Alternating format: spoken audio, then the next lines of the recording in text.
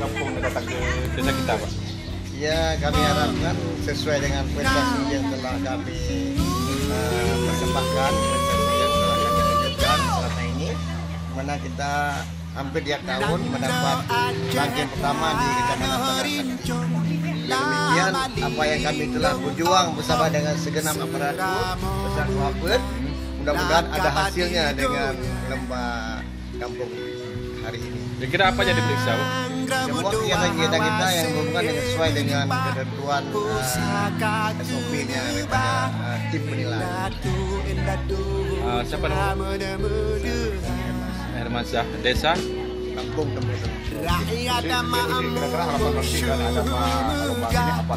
Yang pertama harapan kita semoga prestasi yang kita capai ini beri cambuk bagi kita semua untuk meningkatkan prestasi ke depan.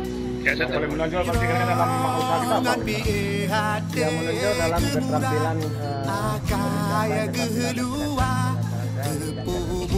Ya Pak Kecik, satu lagi Pak Kecik, ini kita kan salah satu perwakilan dari Bandar Sakti ya Pak Kecik ya.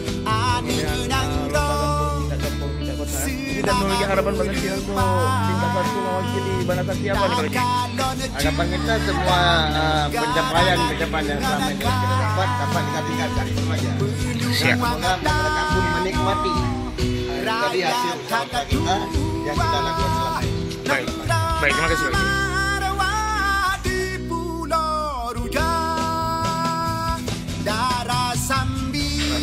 Dengan Ketua BPD atau Tuhaput Kampung Tepuk Tengah Kecamatan Bandar Sakti Kota Losmawe, dengan siapa saya bicara Pak?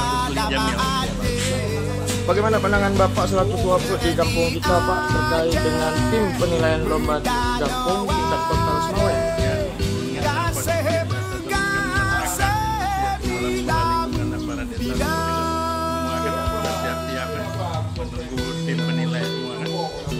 Lantas harapan Bapak selaku Tuhaput di kampung Tepuk Tengah kita ini dengan adanya tim penilaian lomba kampung tingkat Kota Losmawe ini Pak mewakili Bandar Sakti, silakan Pak.